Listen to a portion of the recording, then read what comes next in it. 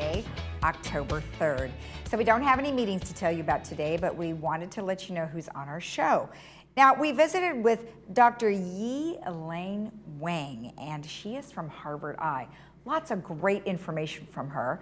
And then we have the Orange County Sheriff Department's Sergeant Dennis Breckner, and he is going to be talking to us about theft and in places that you never would even think to look for it. So some good advice there.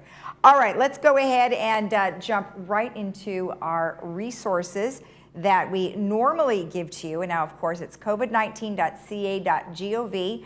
So Saturday, if you are watching our program at 9:30, you may want to wait until the afternoon because the numbers are not updated until later, especially if you go to ochhealthinfo.com.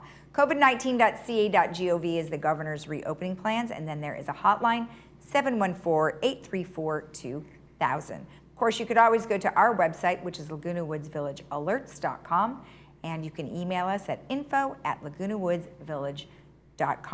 Now, our weather, as I mentioned yesterday, is still pretty warm, and this weekend is no exception. We are looking today still in the 90s, so it is pretty warm. And then tomorrow, very warm still, 87. Then Monday, 85, 64. We don't expect a cool down until around Tuesday, Wednesday time frame. Then let's take a look at our travel slide. Now, if you guys are leaving for the weekend, you're headed to the beaches, you are in luck. It is definitely going to be a lot nicer down there, 80, 65. Mammoth, a delightful 75 with an overnight chill of 33. Then we have Big Bear, which is 77, 39, so it's chilly up there overnight. And then Palm Springs is 107 with a lovely 73 overnight. So that would be my choice if I was going anywhere. It would be the most beautiful area there. Okay, sunrise and sunset. The sunrise this morning was 6:47, and the sunset is going to be 6:32. Now this photo is from Ron and Joanne Clem, and this is her adorable kitty. Gelato, is that the cutest name ever? So how cute is that? So this is exactly what I'm looking for, is please send your adorable pet photos, or as I mentioned before, an outdoor shot of an animal that you might have seen on a trip or somewhere that you happen to be taking out in the park. Email it to lagunawoodsvillagetv@gmail.com because I want to see how adorable they are. All right, when we come back, we are going to have Harvard Eye with Dr. Wang. Stay tuned.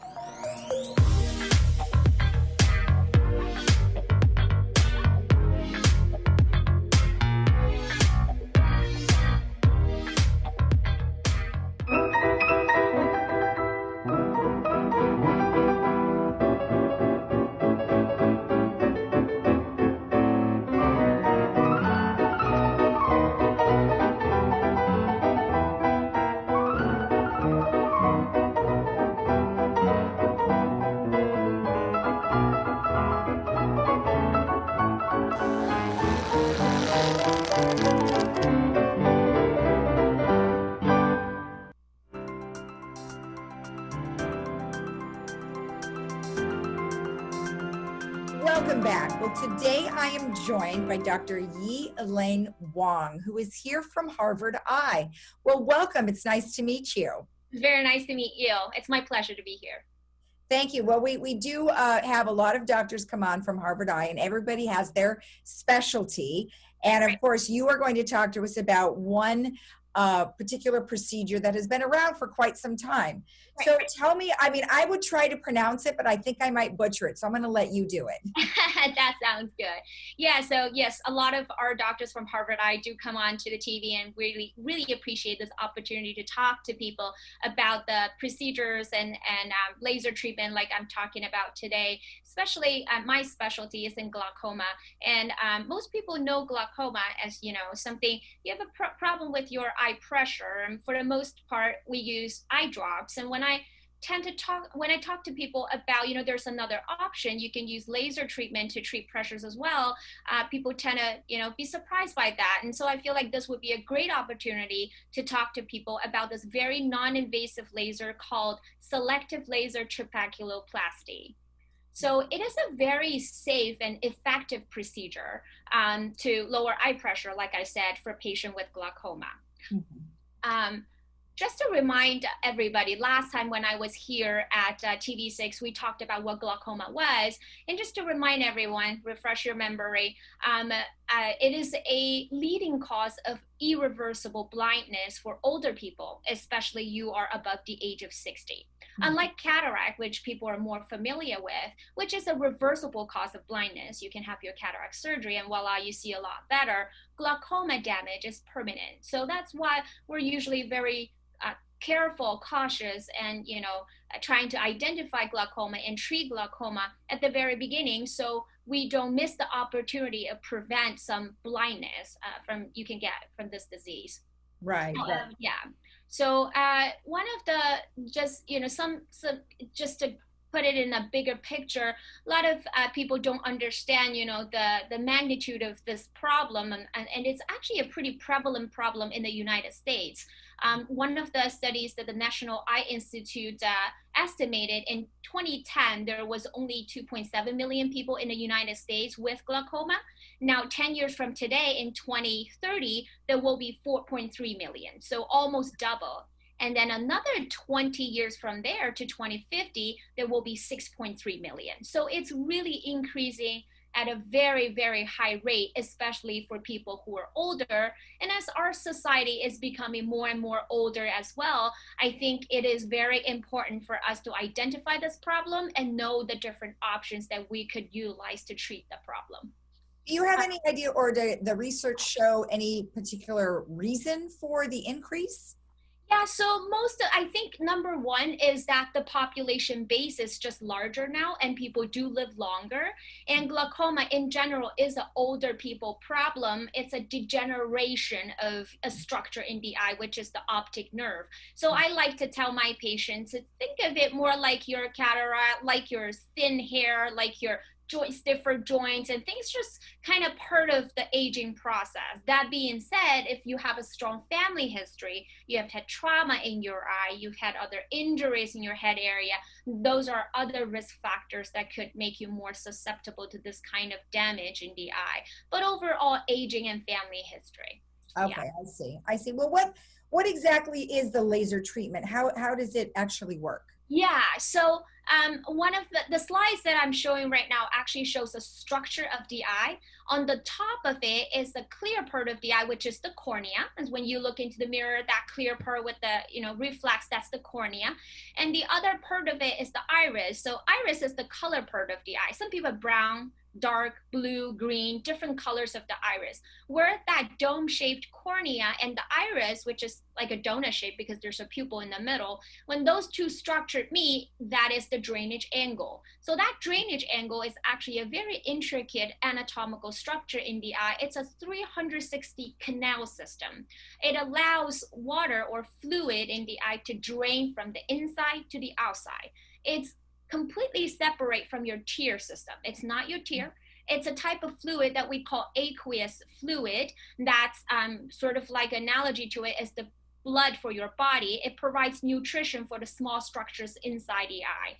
And because of that, it's a cycle, right? New fluid needs to be made and old fluid needs to drain out. So if you have a problem with this plumbing or draining out process, then things can get backed up and that will create a pressure problem. So the laser will then target this drainage angle and actually deliver energy to tickle those pump cells, like I say, on a cellular level. It doesn't, it's very, very safe, effective, and most importantly, non-invasive because it doesn't cut anything. It doesn't cause any holes. It doesn't cause any bleeding. It's purely the laser energy being absorbed by the cells that lines the drainage angle canal, and they work harder after they were stimulated or they are stimulated by the laser and pump out the fluid from the inside to the outside a little bit more efficiently. And that way you can reduce pressure by getting rid of the old fluid faster. Wow. And is this done first of all under anesthesia, or how does that work? Yeah, so I'm glad that that's a perfect segue into what I'm going to talk about next. So it is actually a procedure we do very commonly in the office. You will actually come into Harvard Eye, take Harvard Eye as an example. It's a complete 100% office procedure. Your appointment will be very, very similar like your office visit. So just to walk you through, because I showed a picture, which is easier. I think this is a picture that directly was taken from our laser room. You can tell this is an exam chair, very much similar to what you would sit in for a regular exam. And this is a roll-up laser. The top part has a laser machine on it, but the machine can be rolled up towards the chair. There's a chin rest. There's a where you kind of push your forehead on. People who have had an eye exam would understand. It's very similar to an exam at the slit lamp that we use. So it's completely 100% under just topical numbing drops, like you would get a pressure check.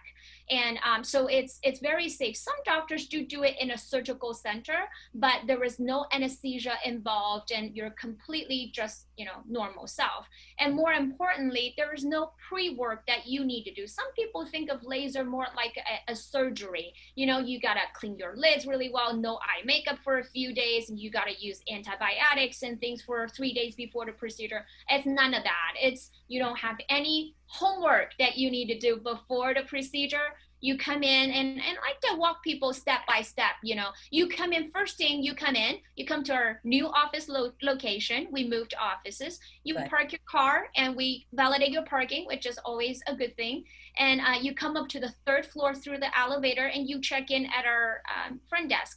And then you tell them you're here for a laser procedure. Then, for example, my team, our techs will grab you and check your pressure and vision just like a normal exam. And then they'll put 2 types of eye drops in your eye as a preparation. So it takes 30 minutes for these drops to work, during what time you will be sitting in a separated laser waiting area, and for the eye drops to take in effect. 30 minutes after, you'll be taken into the laser room that I showed earlier. And there you'll be given 2 sets of numbing drops in the eye, just to numb the eye that is going to go under the laser treatment. And by the way, I do it 1 eye at a time. I never do them 2 eyes on the same day. Okay. Yeah. And so when we, then you sit in the chair, I come in, talk to you, we agree that which eye we're going to do procedure in. And then you sit in that chair, I pull the laser very close to you.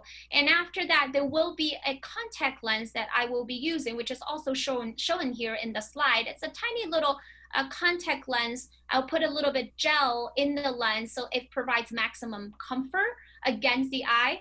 The entire procedure, you should not feel any pain. If you do feel there's some stinging sensation, that could be normal, but I like to hear about them because the laser power can be adjusted, so we give you maximum effect and also comfort. You do feel like people are touching your eye, or my contact lens is touching the eye. It's not like I don't feel anything, but it shouldn't be pain at all. And then all you hear is the beeping sound from the laser. It takes no more than 5 to 10 minutes for the actual laser process. And I'll tell you how far along we are. I would usually say we're quarter through, half through, last quarter, then we're done. And after that, you will have a very brief period of time when your vision is slightly blurry, not because of the laser, but because of the gel that I was using, sort of the goo around the eyes, making you temporarily blurry. At that time, my assistant will wipe the eye clean, will actually rinse it to make sure it's clean, and then we'll sit you in the waiting area for another 30 minutes to make sure you go home, everything is fine, and that's it. So that's really very pain-free, very easy procedure, very much like a office visit. And I like to tell people to budget about an hour and a half because of the pre-time and the wait after the procedure. Well, that's great. I mean, that's really nice to know that you can do it. And like you said, it was just like going in for an eye exam. I think we've all Absolutely. experienced a little puff in our eye, and with Yeah. that, so we know that's comforting, because people probably get a little scared. Oh yeah, when they hear laser, I don't blame them. When they hear laser, people tend to think, what they advertise most about it is LASIK, right? That is then a laser surgery, and you do have to go to a surgical center. You are under some sort of anesthesia, or they give you Xanax and stuff to calm you. None of that for this laser procedure. So when I talk to a patient, I even carefully phrase it that it's not a laser surgery. It's just a procedure, like a small procedure you do in a dentist office or in a dermatology office. So it's really, you can actually, people do drive themselves to the procedure and go home. And it's even easier than a dilated eye exam, because when your eyes are dilated, sometimes you don't feel comfortable driving, and you're very light sensitive. But this laser, because there is really no damage, no holes, no bleeding, nothing created, and you're not dilated, most people are just fine driving themselves in and out. But if you want to bring someone just for the spiritual support, you're more than welcome to do that. Yeah. Great. Well, I really appreciate you explaining all of this to us. A simple procedure for something that could certainly help them. That is wonderful. Yeah, absolutely. Yeah, it's my pleasure. Well, we can talk more about what else to expect, or there's any downside of the procedure if you guys are interested.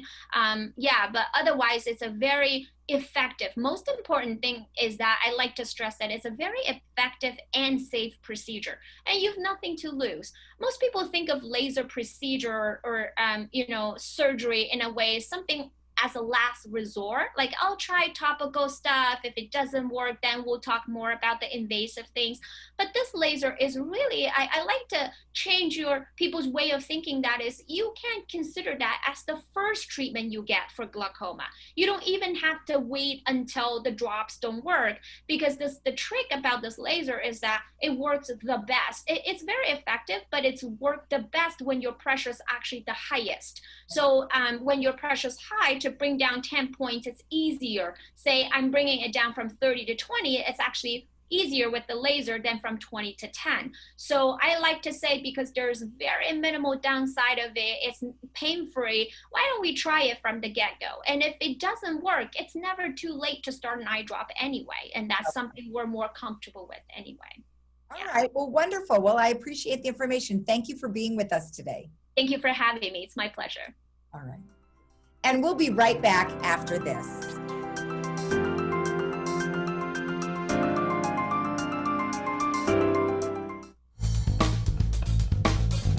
At Harvard Eye, we're so happy to be open again to see you for all your medical and surgical eye care.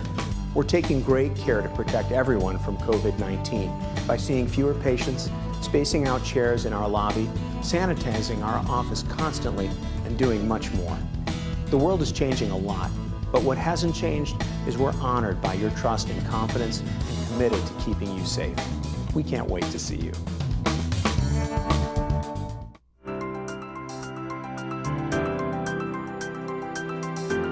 Welcome back. Well, today I am joined by Sergeant Dennis Breckner, and he is with the Orange County Sheriff's Department, Public Affairs and Community Engagement. And so today we're going to be talking about some things that are very important regarding some theft, as well as some online scams or even phone scams. Well, Sergeant Breckner, thank you so much for joining me today. Oh, you're welcome. Thank you for having me. So I am just as guilty as the next person. When I go shopping at the grocery store, I stick my purse right in that little child seat. Tell me about some of the things that people are dealing with right now. So we've definitely seen an increase in the thefts from grocery store carts. And it's not just that the actual purse itself is being removed from the cart. People are pretty slick and they're quick. And what they're doing is they kind of position themselves a little bit closer to you in the grocery store. You might feel like, hey, this person's getting oddly close. Well, that should concern you. So essentially what they do is they move in closer a little bit at a time, and they wait for you to turn your back on the cart, and then they quickly grab whatever they can out of your purse. Sometimes it's a phone, sometimes it's a wallet. In most cases, it's a wallet. That's what they're going for. And we have seen cases where, literally the suspects are in the store for 35 seconds. They are in the store, they find their target, they move in, they wait for that person to be distracted, even if for a moment, and then it's a quick grab out of the purse, out goes the wallet, and they're gone from the store and in a car and likely out to the street within a minute. And then at what point does the victim realize that they are without their wallet? I'm imagining it's still a long time before they even get to the checkout. Yeah, if you can imagine, you're in most cases, this is happening in the produce section.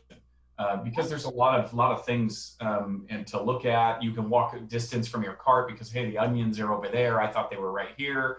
Or you have to go get the bag out of the bag dispenser, right? So what ends up happening is you walk away and boom, and the item is removed, and then you continue on your shopping throughout the store. And it can be, if you're in there for an hour, people don't realize until they're at the register. And then even worse, if it's a phone that they took, you may not notice that phone for a while. Right. But in most cases, the victims find out as soon as they get to the register and realize that their wallet is gone. Okay. So in regards to, going to the store, what are some of the things that you recommend, mostly women, I'm sure, do in terms of, what kind of a purse should they be using?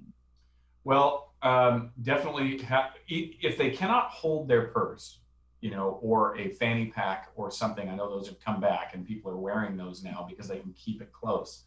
But if they can wear a purse similar to like what you see here, so it's something with a strap that they can zip closed, not just those magnet clips. Honestly, those can separate without you even knowing it. But if it's a zipper closed, it makes it a lot more difficult.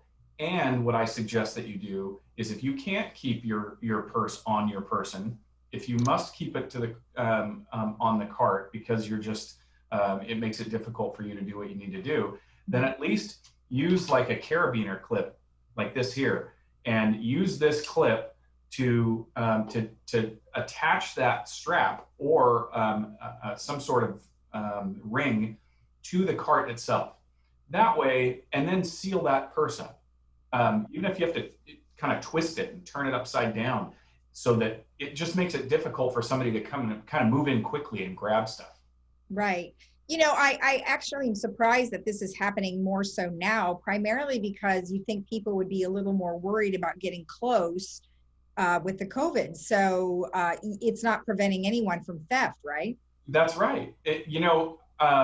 Any one of us that watch the videos, we think, wow, there's no way my wife would allow somebody to get that close.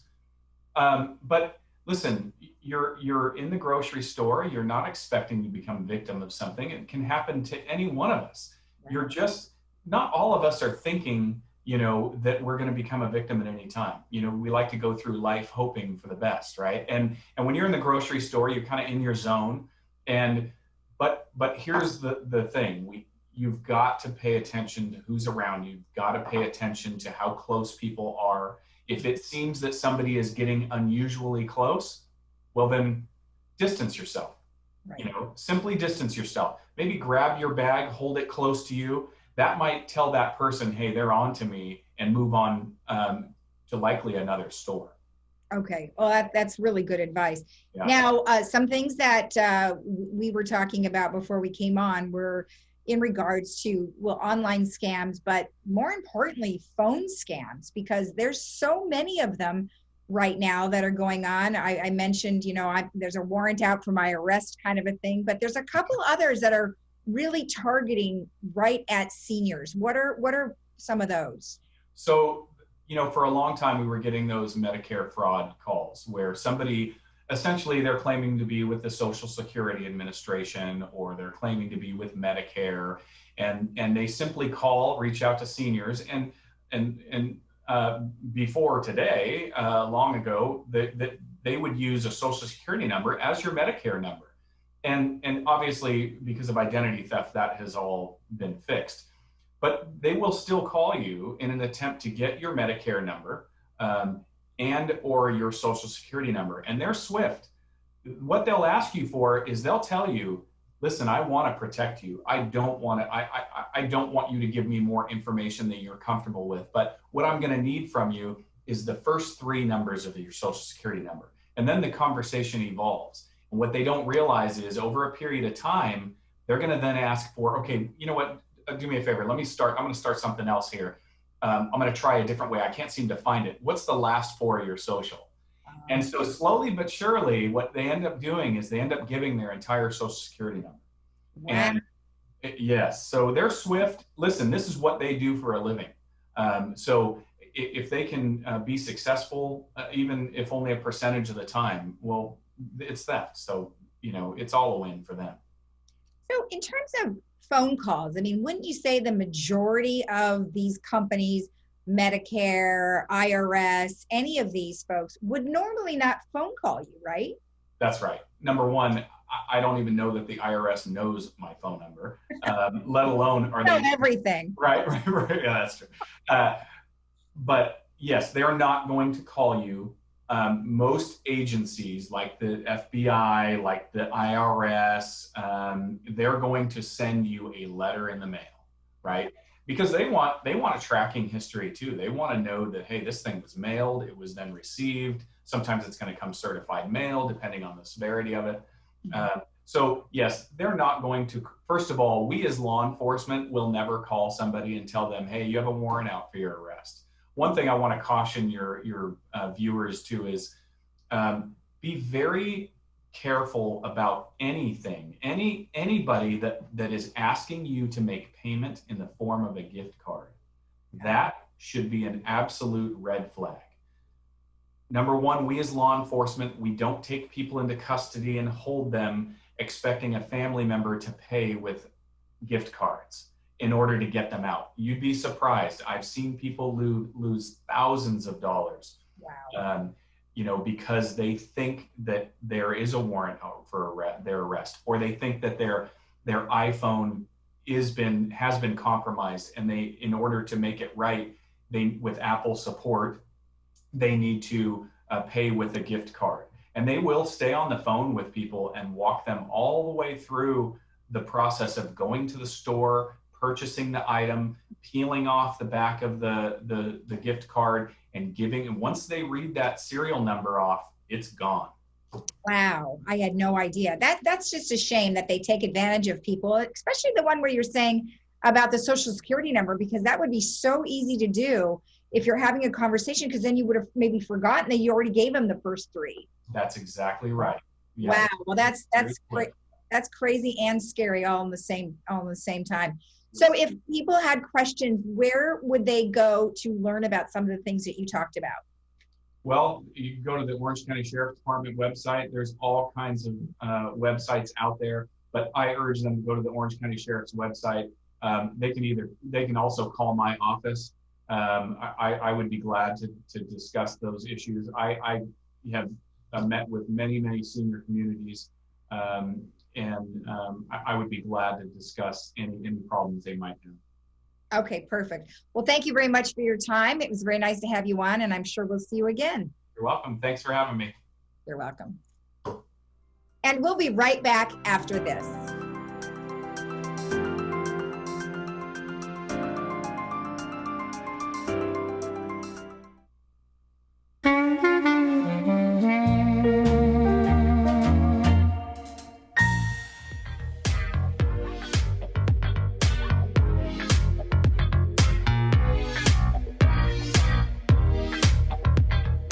I wanted to quickly tell you about our movie today. We do have a movie called Raiders of the Lost Ark, and of course that stars Harrison Ford, and it is so much fun.